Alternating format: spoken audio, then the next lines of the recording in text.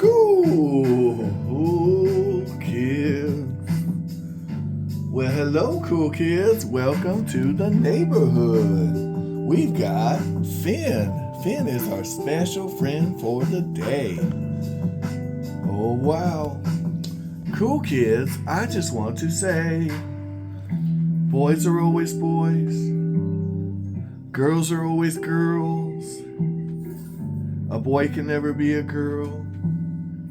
A girl can never be a boy. We can pretend, but we don't expect others to. That's the golden rule for me and you. Now let's talk about Silvas. Let me know in the comments if you agree with what I just said, cool kids. Yeah, we do not expect others to believe as we believe. We can make that a qualification for our discernment as to whether or not we associate with them. But if they're not harming us, we don't get to harm them just because we disagree. These are the basics. Now let's talk about delicious silver from across the pond. In a place where maybe your free speech might get you put in jail. Yeah, the things you would say here, say like what I just said, might get you put in jail in the place where this package came from. This package came from Manchester, England. Yeah, here, I'll go ahead and show you the address of this delicious coin shop. Oh, wow. Now, I made an error. I'm going to tell you flat out, I've effed up. Some of the silver is under melt, though. When we're going to find out real quick here. And one of the pieces is really cool, like really cool. But if you're talking from a pure stacking perspective, I overpaid by a lot. But if you're talking about the cool factor, I think we did okay. But we'll see. We'll see. I gotta grab my karambit and get right with the cool kids. That's you guys. Yep, it's gonna be amazing. Ooh. All right. eBay wants me to provide feedback for the delicious items that I haven't even opened yet. I got an email. So that's awesome.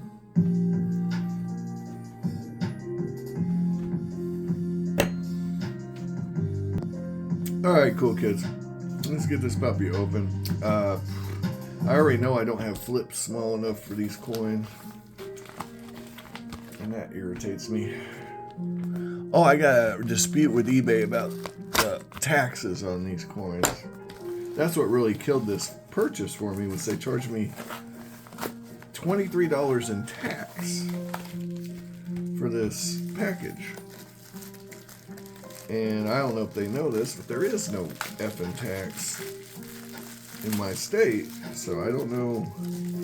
But I have to clear that through eBay, so here we are. Alright, first off, we'll save that for last. Alright.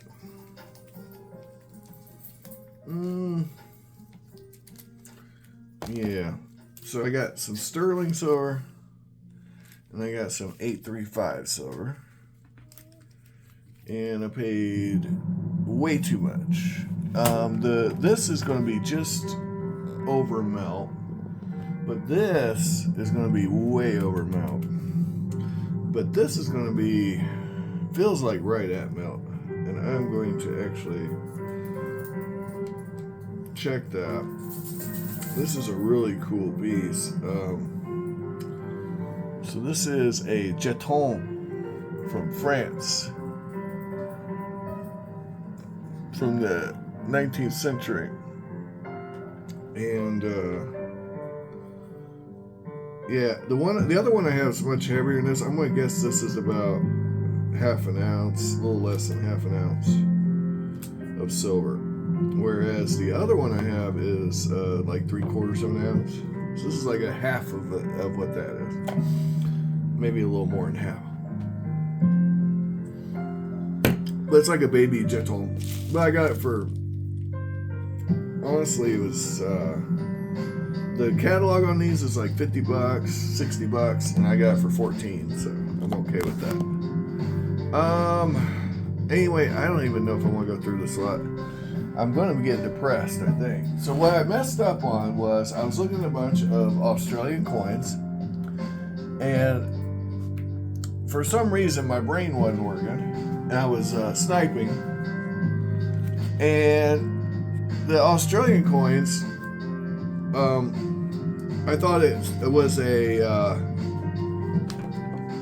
florin, not a shilling, the biggest coin. So every coin I counted, so I counted all the sixpences as shillings when I was figuring out what to bid. And somehow I managed to win the damn thing. Well, of course I did, because I bid for shillings and florins, and what I got was 3 pence and 6 pence. And a shilling. There was only one shilling. What I thought was a florin was a shilling. Alright. But what redeems it is, they are harder dates, and they are, decent coins. There's no real coals in here. So let's see if that's true. Alright.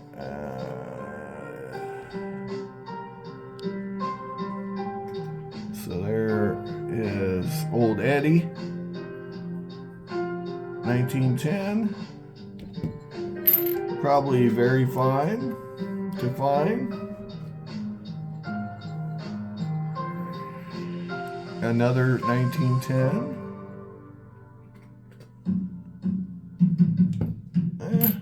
Probably very fine.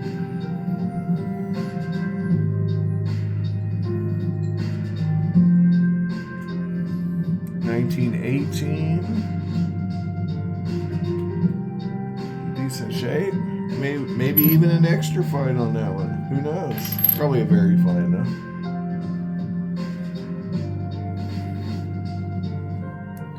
That one's much rougher. Fine.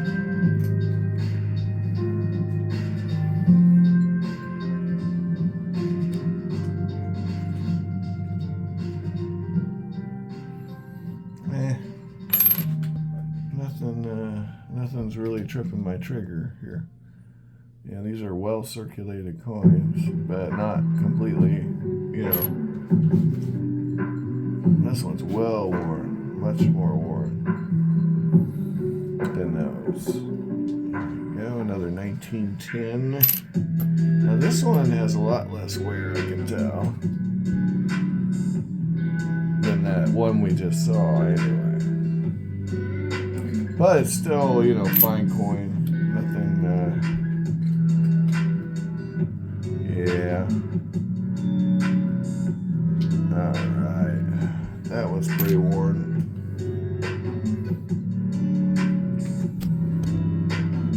Anyway, it's my own stupidity. Sometimes you pay the stupid tax. This one's decent. Could be, very fine, but I think there's some scratches on the surface, so probably clean. And this one's worn. Alright. That's a nicer coin. Might even be extra fine, who knows, but the edge is dinged. Still got some good details on it. This one's a nice shape.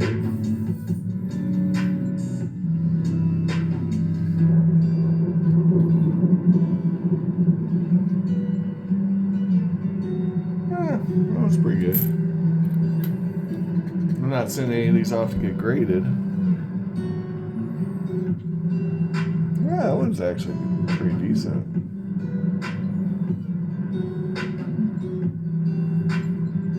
Got some nice toning.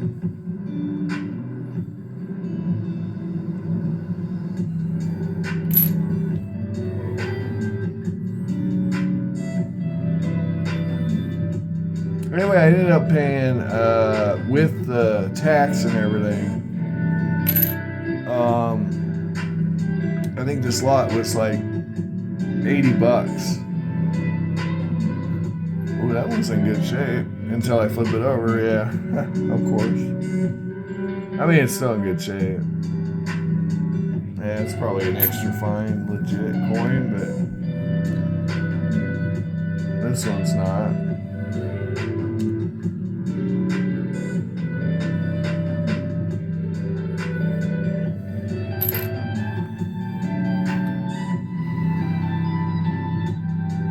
That one's from Canada, by the way. But it's all sterling. That one's pretty beat up. That one's beat up. Here's the shilling that I thought was a florin.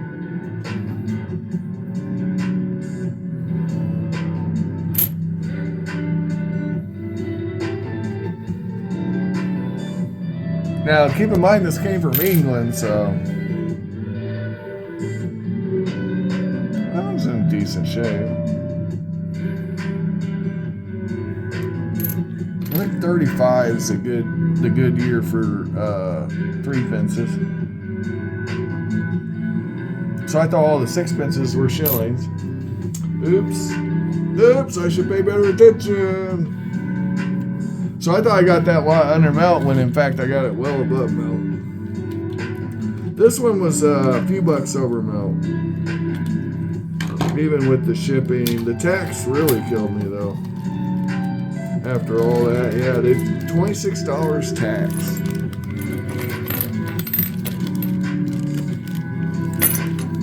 Alright. This lot is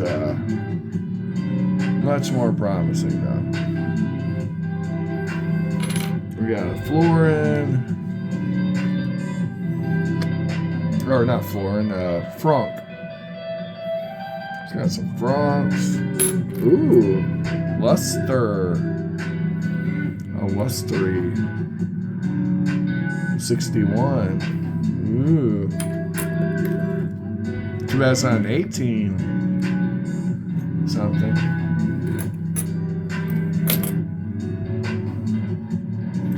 Because that would make the whole lot worth it. Some of those 20s dates I know are tricky, so these might actually be decent coins. Even though they're not in this good shape. But yeah, this was $10 over melt for this lot. Which, you know, again, the 20s, I know there's some good dates in there. This one's pretty worn. That's why, 1910. Honest wear on an honest coin. That one's been cleaned. Harshly, looks like.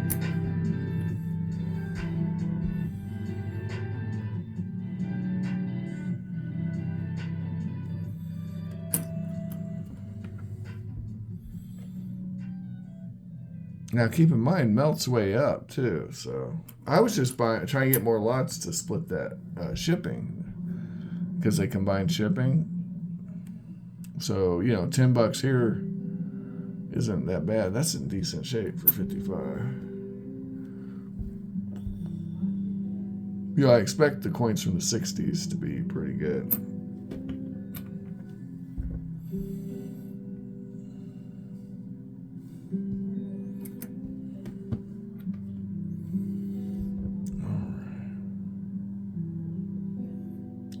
Two, 21. Ooh. You can see which one's gotten the most wear, huh? So these are half francs. 1906. 62.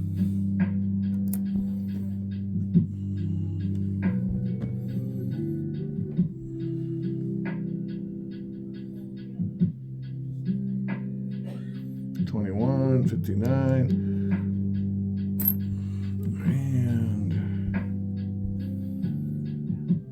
last one, $29. So this is the year the stock market crashed. Keep that in mind for today when we're watching the markets, because I I don't know that's happening, but it could happen. All right, now I'm going to pause it, guys. Find this jeton.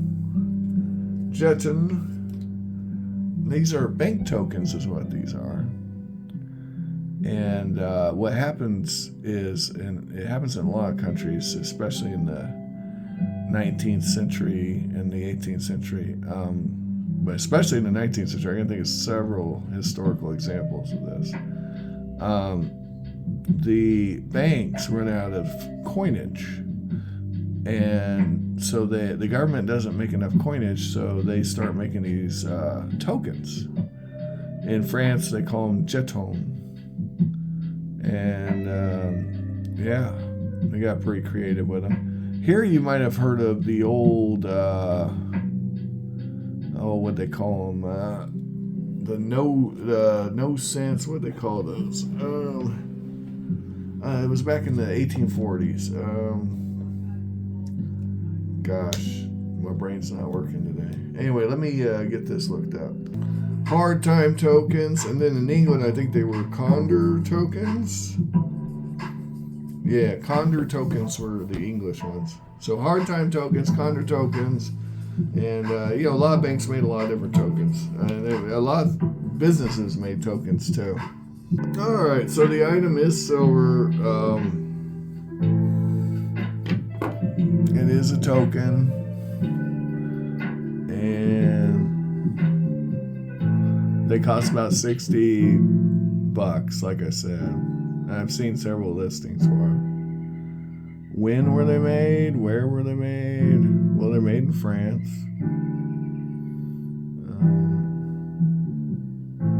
See if I can find some more details. Turd, did you have to come join the fun? Did you join the fun? Boop, boop, boop, boop. Oh boy. Well, here's iNumies. Let's see if that's got anything on it.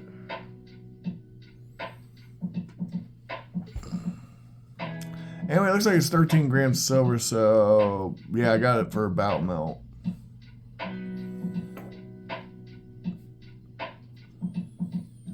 Something close to it.